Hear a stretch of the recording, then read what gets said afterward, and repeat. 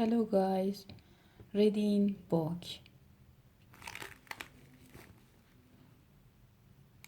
number one.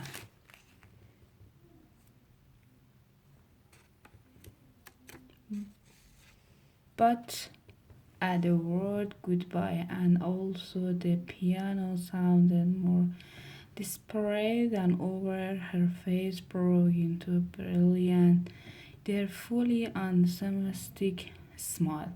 Aren't I good boys, mommy? She beamed. But now she interrupted them. What is it? Said, if you please, Mom. Cook says, have you got the flag for the sandwich? The flag for the sandwich, said, echoed Mr. Sheridan dermily, and the children knew by her face that she hadn't got them. Let me see, and she said this firmly. Told Cook, let her have them in the 10 minutes. Said no one. Now, Laura, said her mother quickly, come with me into a smoking room. I've got the name somewhere on the back of an envelope. You all have to write them out for me. May go upstairs this minute and take that weight thing off your head, Joyce, and fish the rest in this instead. Do you hear me, children? Shall I have to tell your father when he comes home tonight? And Joyce, pacify Cook, if you do go into the chin. Will you? I'm terrified of her this morning. The envelope was found at least behind the dim room. Cook thought how it had got her. Mr. Sheridan would not again on of you children must have stole it out of my bag, because I remember with cream cheese and lemon curd. Have you done that? Yes, and Mr. Sheridan held the envelope away, for it looked like make. I can be made, can it? Olivia Pitt, said Laura, looking over her shoulder. Yes, of course, Olivia. What a horrible combustion in stomach. And Olivia. They were finished at last, and Laura took them off the kitchen. She found just there pacifying to the cook. Oh, I did not look at all the terrifying. I have never seen such a exquisite sandwich, said Joyce, temporary voice. How many cakes did you say there were? Cook 15. 15, Miss Joyce will cook. I congratulate you, Cook. Swept up her crab with the long sandwich knife and slime broadly. Good Barnes has come, announced Sadie, issuing out of the pantry. She had sent the man past the window. That means the crime puff had come. Good barber famous for the crime puff. Nobody ever saw of making them at home. Bring them in and put them on table, my girl ordered.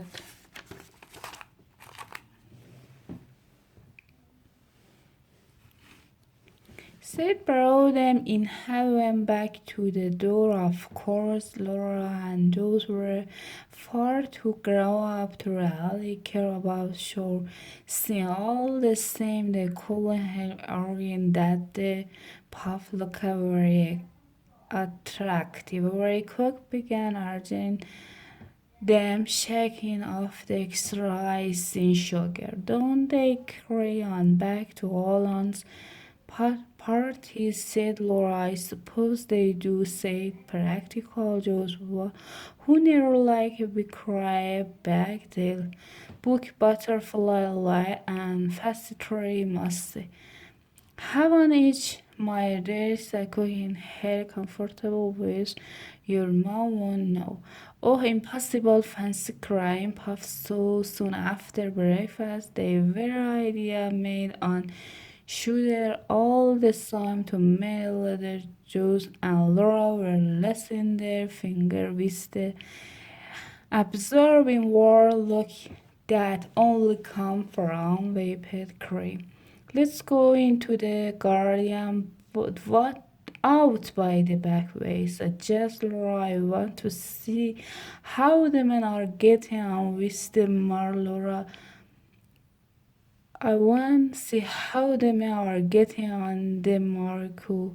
They are such awful nice men. But the back door was blocked by Cook said, "Goodbye, man, Hans. Something had happened that tuck tuck cluck like an antique devil and said her hand clapped to her cheek as so she had to say his face was screwed up in the effort to understand. Only Goodbye Man seems to be enjoying himself. It was his stomach. What's the matter? What's happening? There has been a horrible accident, said Cook. A man killed. A man killed? Where? How? When? But Gorman wasn't going to have his story snatched from under his very nose. No, this little cottage just below her miss them. Of course she knew them well. There are young chip living there, name of Sky Carter.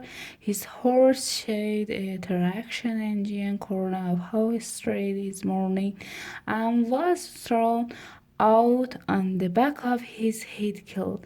Dead a Laura saw a good barman that when they picked him up said good barman well relish they were taking the nobody home as I come up here. And he said to the cook, he's left a wife and 5 little aunts. Joyce, come here. Laura caught hold on her sister's slave and dragged her through the chicken to the other side of the green baize door. There she paused and leaned against it green baize door. There she paused and leaned against it. Just she said, horrified, how are we going to stop everything? Stop everything, Laura cried, just in the astonishment. What do you mean? Stop the guardian party, of course. What did Juice pretend? But Juice was still more amazed. Stop the garden party. Mr. Dear Laura, don't be so absurd. Of course we can't do anything of the thing. Nobody except us two. Don't be so extravagant. But we can't possibly have a garden party with a man there just outside the front gate. That really was extravagant for the little cottage wherein the comment himself at the very bottom of a steep rise that led up to the house. A broad road ran between through. They were far too near. They were the greatest possible eyesore, and they had no light to be in that neighborhood at all. There were little mandolin painted a chocolate brown in the garden patch.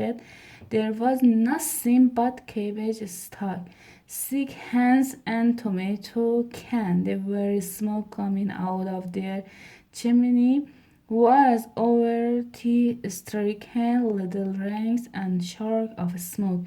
So unlike the gray silvery bloom at and color from the Shardian chimneys, washerman woman lived in the land and sweep and a clover and a house front was studded all over with minute braid cage. Children swarmed when his children were little. They were forbidden to set off there because of the enveloped thin language and of what they might catch. But science they were growl around Lorry on the prose sometimes walked through. It was disgusting and sorry they came out with a shudder. But still on the Moscow we were on must see everything to through the event. I'm just thinking of what the band would sing like at the doorwoman said Laura. Oh, Laura just began it to be seriously annoyed. If you going to stop a band playing every time someone has an accident, you all led a very strenuous life. I'm very bad sorry about it as so I feel just as anthematic. Her eyes and her dress, she looked at her sister just as she used to when they were little and fighting together. You won't bring drunk workman back to life by being sentimental, she said softly. Dry, who said he was drunk? Laura Tramp Presley on Joe's, she said, just as they had used to say on this occasional line, Queen straying up to tell mother. Do, dear, coaxed Mother, can I come into your room? Laura found the big glass door. No. Of course, child, why wasn't the matter? What's giving you such a color? And Mrs. Jardine turned around from her dressing table. She was trying on a new hat. Mother and man been killed.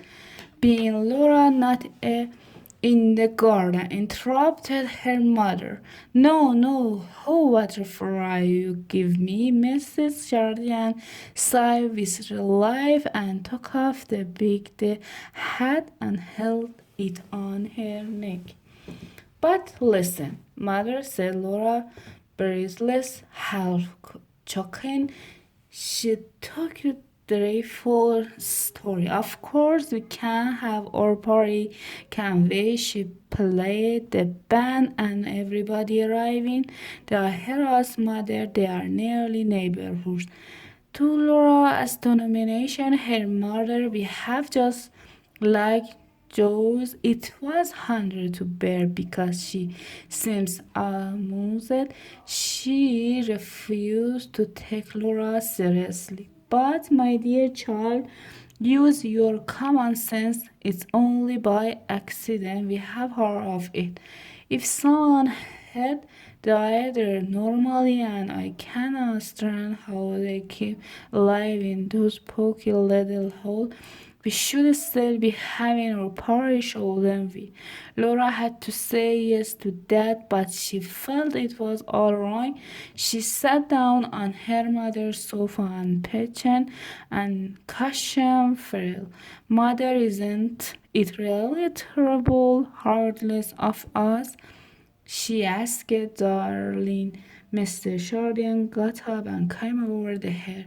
Darling, the hat before Laura could stop her. She had popped on. My child, said her mother, that the hat is yours, it's made for you.